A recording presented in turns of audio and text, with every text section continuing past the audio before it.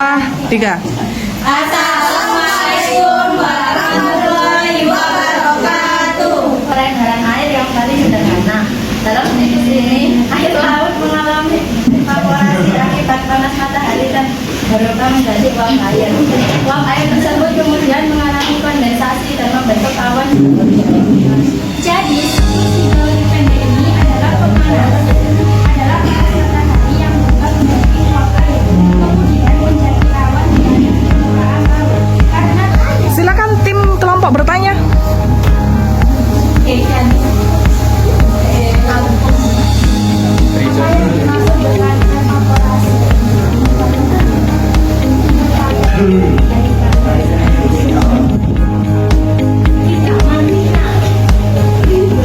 Baik, saya jawab dari penelitian dari evaporasi adalah air laut yang mengalami panas dari matahari dan menjadi uap air. Contoh dari kejadian siklus pendek. Berikan contohnya. Contoh dari siklus pendek, tahu nggak? Air, uap air ini menjadi awan dan terjadi hujan di sekitarnya dan tidak menghujani daratan dan samudra maupun sungai. Dia hanya hujan di sekitar lautan saja, tidak hujan di bagian daratan maupun sungai. Oh ya. Jadi hujannya itu hanya turun di atas lautan atau samudra. Bagaimana? Betul? Ya, betul.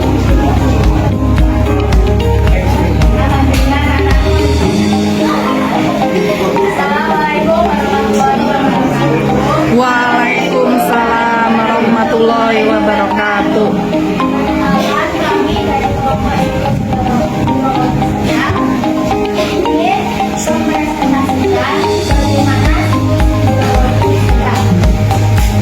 Perkenalkan, nama saya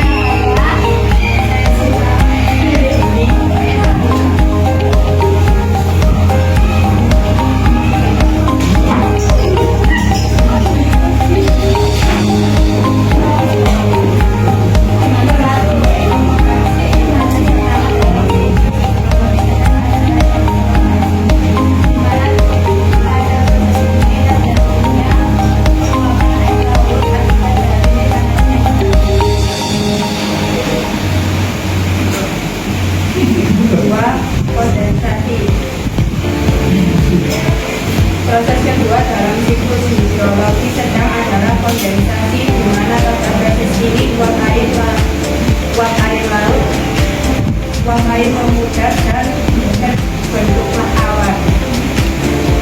Proses ketiga adalah adveksi, yang dimana dalam siklus hidrologi sedang melalui proses adveksi awan yang terbentuk dari proses kondensasi yang terbentuk di atas laut, kemudian terbawa oleh angin menuju wilayah daratan. Penjelasan adveksi adalah pergerakan uap air secara horizontal. Jadi awan itu tertiup oleh angin menuju daratan secara horizontal.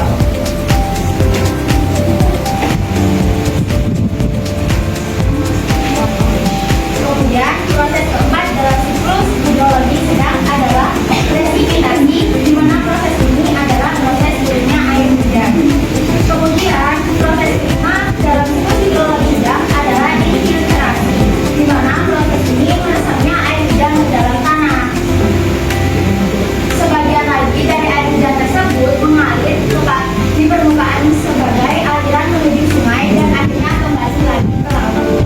Dengan demikian,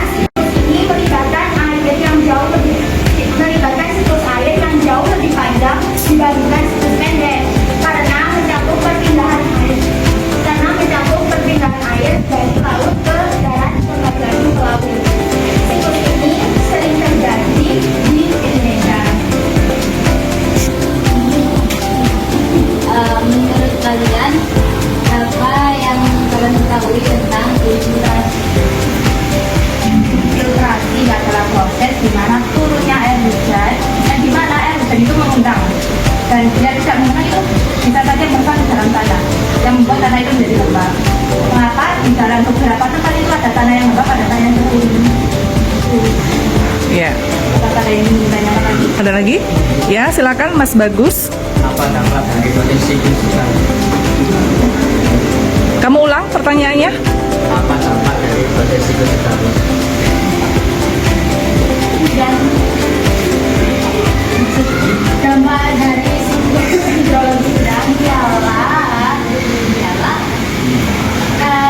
tanah itu bisa menjadi lembab, tapi di sisi lain siklus hidrologi sedang itu juga bisa membantu perputaran siklus air laut.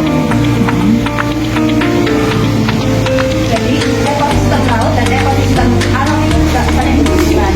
Jika salah satunya rusak, maka semuanya bisa berhubungan juga rusak dan membuat Dampak positifnya apa? dampak positifnya itu ada banyak. Salah satunya membuat tanah menjadi subur, terus tidak adanya namanya plastik. Karena itu Mungkin bisa ditambahkan oleh Mas Bagus.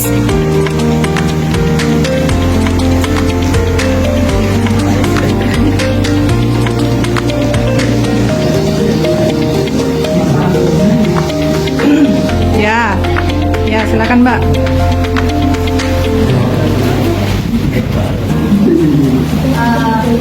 apa bedanya siklus yang kalian jelaskan dengan dua siklus yang kalian jelaskan oleh dua topik?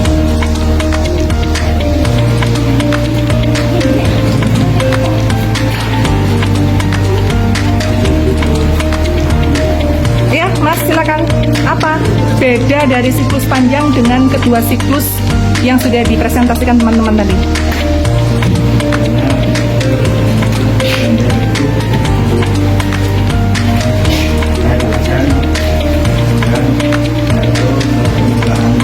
Oke, terus yang siklus sedang tadi gimana?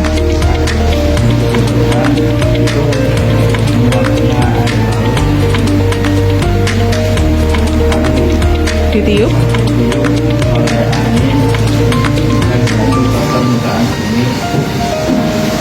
Permukaan bumi yang mana? Daratan apa lautan? Daratan. Nah, sedangkan siklus panjang yang kalian presentasikan? Panjang itu melalui awan yang bertiup Di daerah?